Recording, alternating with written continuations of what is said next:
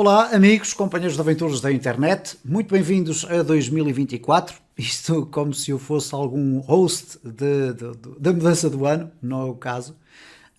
Eu quero iniciar este ano 2024 aqui no meu canal com o habitual vídeo de, ok, o que é que nós vamos fazer, o que é que cada um de nós vai propor a fazer durante o ano de 2024. Eu já sei que esta altura do ano acontece comigo, acontece convosco também, é uma altura do ano em que nós definimos metas.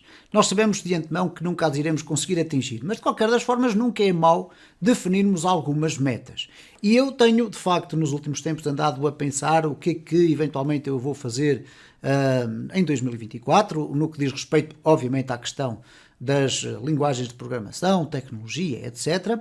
Como vai ser um ano bastante preenchido da minha parte em termos de tempo na produção de cursos para a plataforma Udemy, eu quero também procurar dar uma nova dinâmica aqui ao meu canal do YouTube, a partir do momento em que eu agora, no final de janeiro, eu espero muito bem que seja no final de janeiro, no mais tardar no início de fevereiro, acabar de lançar o meu curso da Udemy, um novo curso sobre Code Igniter, para vos fazer um pequenino ponto de situação. É um curso que já está completamente produzido, só estou a gravar os últimos vídeos, falta gravar cerca de 60 vídeos, o que não é muito, porque o curso tem mais de 400 vídeos, portanto ainda vai levar aqui 2 ou 3 semanas no máximo, porque eu não tenho muita disponibilidade de tempo, para acabar de fazer a gravação destes vídeos e depois publicar o curso, que eu espero que aconteça no final de janeiro, o mais tardar no início de fevereiro. E a partir do momento em que eu lançar esse curso, eu vou começar a trazer mais conteúdo de PHP aqui ao canal, e especificamente para o desenvolvimento de aplicações utilizando o Code Igniter, ok? Então vai ser uma espécie de complemento. Eu sei que há muita gente interessada em ver o meu curso de Code Igniter. Vou obviamente estar à espera que o curso tenha alguma receptividade por parte das pessoas que me seguem aqui no canal do YouTube. Não sei qual será o sucesso do curso, não estou muito preocupado neste momento com isso. É um curso muito completo, com o desenvolvimento de vários projetos pequenos, mas depois um grande projeto desenvolvido já com características profissionais, por isso é que o curso tem mais de 65 horas de código. Não é só um curso de Code Igniter, é também um curso de Code Igniter, mas que vai acrescentar aqui muito mais lógicas de programação relacionadas com como fazer as coisas de forma correta, como pensar numa aplicação, etc. Portanto, é um curso bastante completo e que eu espero que vocês venham a gostar. E paralelamente a isso, a partir do momento em que nós vamos começar a ter então esse curso disponível que ensina os fundamentos da utilização da framework, eu vou começar a trazer mais projetos ao meu canal do YouTube utilizando o Code Igniter. Paralelamente a isso, já falei aqui o que vai acontecer então durante o ano de 2014, no meu caso concreto, quais são as minhas metas. Obviamente o Code Igniter vai então entrar aí em força. Eu vou definitivamente depositar muita atenção no Laravel. De acordo com a calendarização, está previsto que haja o lançamento de uma nova versão do Laravel em meados de fevereiro, final de fevereiro. Será a versão Laravel 11.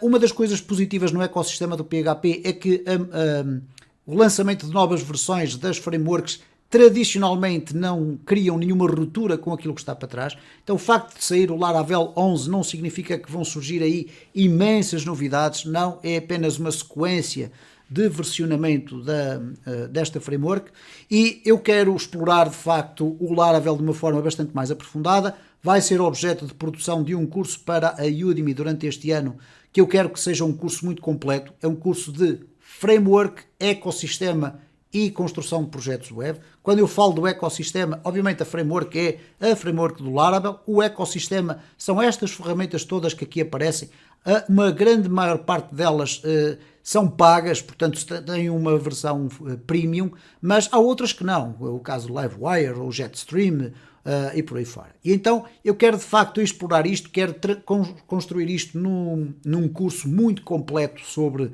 Laravel, e obviamente isso vai me levar a determinada altura a ir até ao Vue.js. Não é propriamente a biblioteca de JavaScript mais famosa do mercado, mas é eventualmente a mais simples de aprender. E com o Vue.js, o Vue.js tem uma relação muito íntima com o Laravel, por causa até inclusive da amizade dos dois criadores, o Taylor Hotwell por parte do Laravel e o Ivan Hu por parte do Vue.js. e de qualquer das formas vai ser um percurso que eu vou fazer e que vai fazer parte, como é óbvio, também desse curso, e à medida que eu for avançando, eventualmente aqui no canal também vão surgir informações sobre este tipo de frameworks. Falando de frameworks ou passando as frameworks à parte, o ano de 2023 foi um ano extraordinariamente complicado para o ecossistema de JavaScript. Porquê? Porque as coisas têm evoluído de tal forma rápido que as frameworks de JavaScript ao longo de 2023 sofreram várias alterações e algumas delas bastante radicais. Eu lembro-me, por exemplo, no caso do Next.js, a mudança do sistema de routing, por exemplo, o routing é o pilar do funcionamento de uma framework. E a determinada altura eu dei por mim a pensar se valeria a pena investir o meu tempo a estar a aprender uma framework quando ela está sistematicamente a ser alterada e aquilo que eu aprendi há um mês atrás já não vale um mês à frente.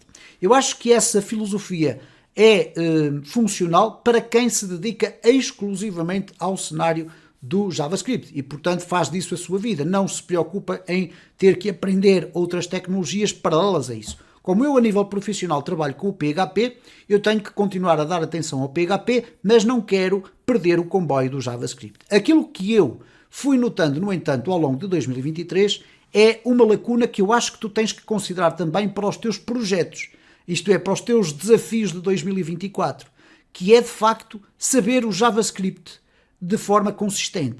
Muitas vezes eu estou a ver, eu aqui abri esta página do Free Code Camp, que é um site bastante interessante, ou é uma área, uma plataforma bastante interessante, uma comunidade muito interessante para aprender novas tecnologias.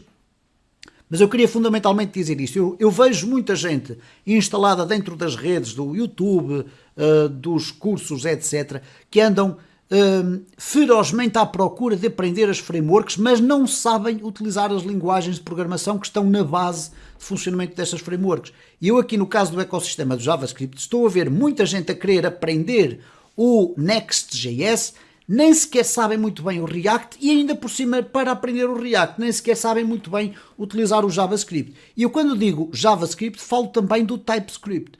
O TypeScript desempenha um papel fundamental cada vez mais no desenvolvimento de soluções web utilizando as frameworks e tu vais ver cada vez mais, por exemplo, quem desenvolve em Next.js ou em Solid ou em outra qualquer framework de JavaScript, a largar o JavaScript vanilla e a ir cada vez mais para o TypeScript. Então eu acho que é uma excelente aposta. Tu que estás a querer seguir o teu caminho no sentido do ecossistema do JavaScript, faz o seguinte, faz-te um favor muito simples.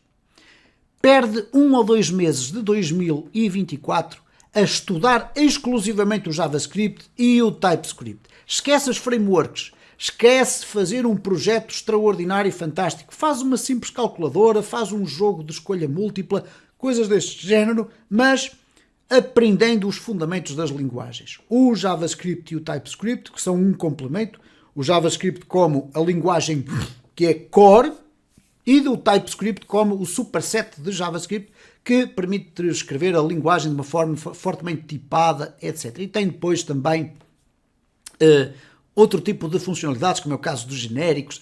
Portanto, muita informação que eu acho que é fundamental para tu conseguires evoluir corretamente depois na aprendizagem das frameworks, teres um conhecimento bastante sólido destas de linguagens de programação pura e dura, linguagem de programação pura e dura. Esquece as frameworks, depois sim, quando estiver já muito bem apetrechado, vai então mergulhar nas frameworks e vais ver que muitos dos conceitos que vais lá ver são muito mais fáceis de entender porque consegues dominar as linguagens que estão na sua base.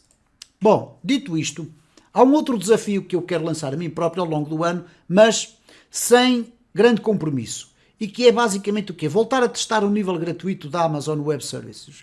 Porquê? Eu acho que para qualquer programador fica cada vez mais indissociável esta ideia de que um programador só desenvolve e não tem que se preocupar com perceber como é que a infraestrutura funciona.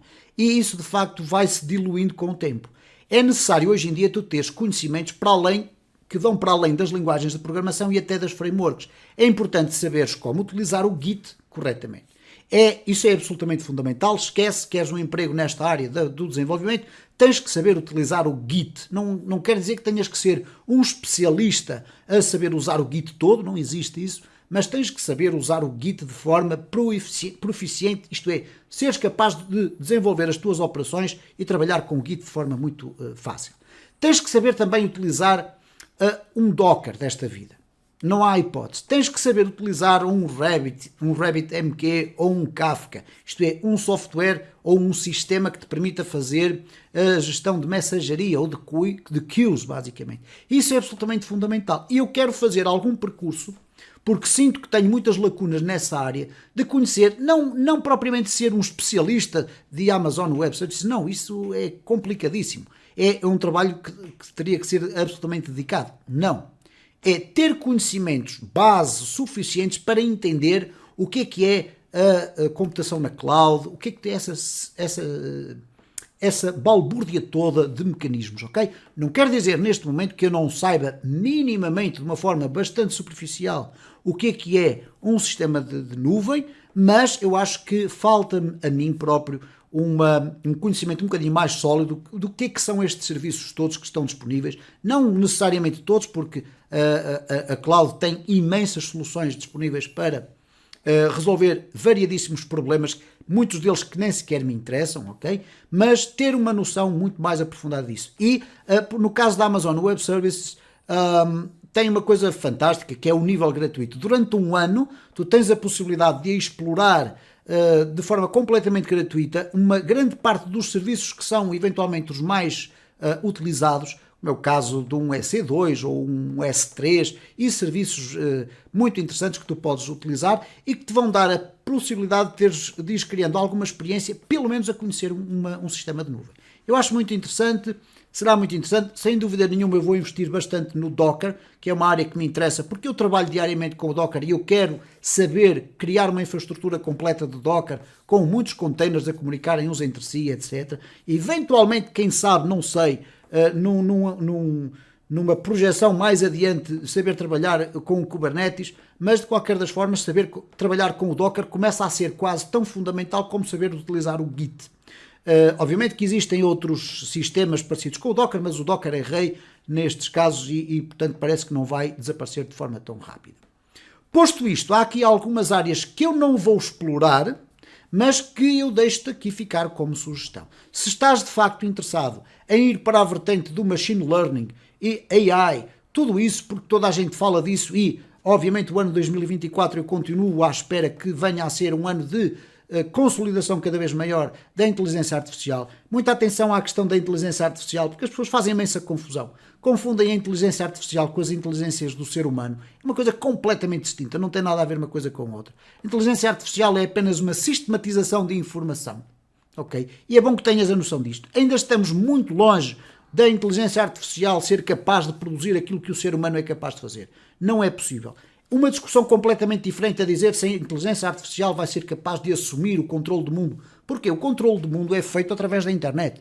Ok? Então, se a inteligência artificial de hoje à amanhã for criado um algoritmo que consegue, por exemplo, desligar determinados serviços de transação financeira, então nós vamos ter um sério problema no mundo e poderemos ter uma catástrofe a vários níveis. Mas aquela questão de a inteligência artificial vai-me substituir na minha capacidade de pensar, esquece. Nós estamos muito, mas mesmo muito longe disso.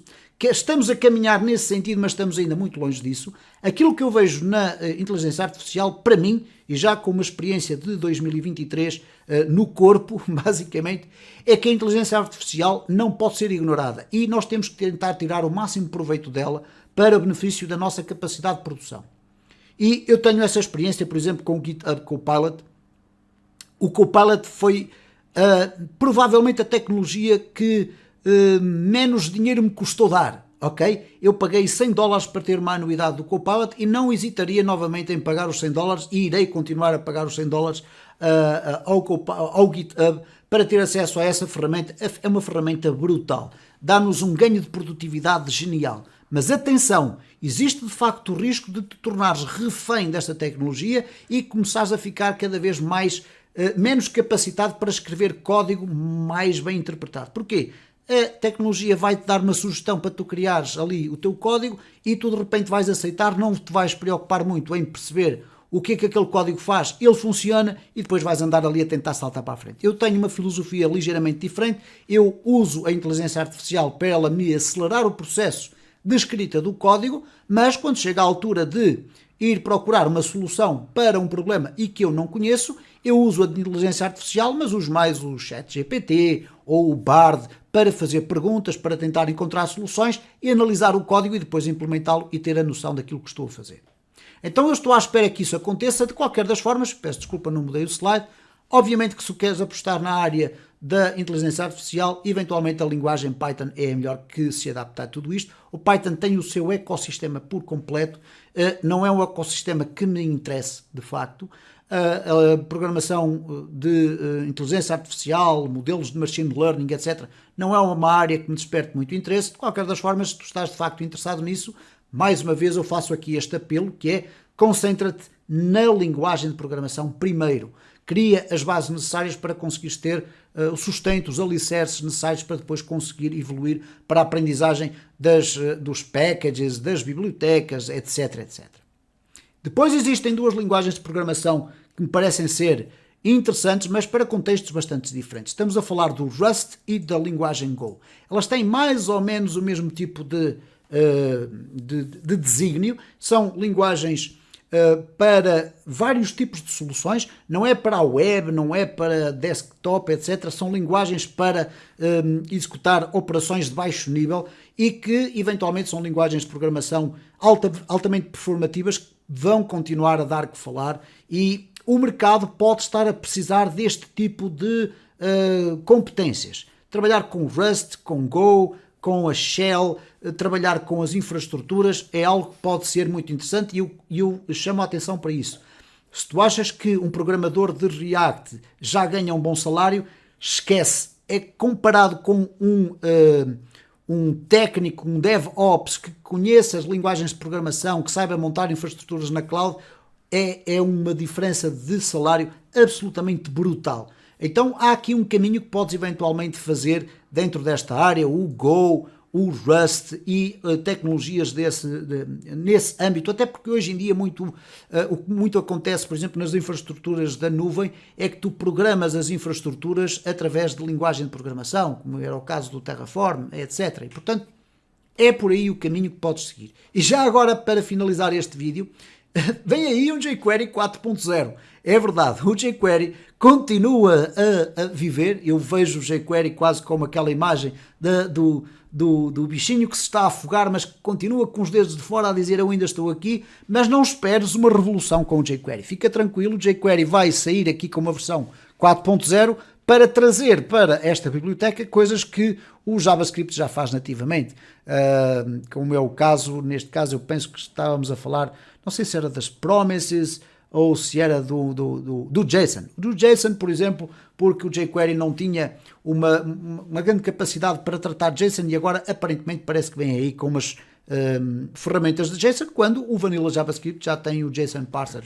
E portanto, enfim, não esperes muito, foi apenas uma curiosidade. De qualquer das formas, eu quero fechar este vídeo perguntando-te a ti próprio o que é que tu esperas do teu ano de 2024. Deixa ficar na secção dos comentários quais são os desafios que tu lançaste para ti próprio, quais são os teus principais objetivos nesta área da programação, mas também a nível profissional, ok? Aquilo que tu esperas conseguir alcançar. E de alguma forma também essa secção dos comentários vai-me permitir medir um bocadinho a temperatura da comunidade, perceber quais são os desígnios que cada um tem e eventualmente conhecer alguns desafios que alguns de vocês lançaram para vós próprios, que eu não sabia ou desconhecia, e nesta partilha de informação nós vamos também traçando caminhos. Muitas das vezes com este vídeo eu vou aqui eventualmente despertar algum interesse de vocês para uma determinada área e espero que vocês próprios também nos comuniquem quais são os vossos desafios para 2024 e desde já deixo aqui os votos de que vocês tenham muita força, muita saúde e muita capacidade e também tempo livre para se poderem dedicar de corpo e alma ao alcançar desses objetivos. Fica então aqui este vídeo de arranque de 2024 e vamos para a frente porque é esse o caminho.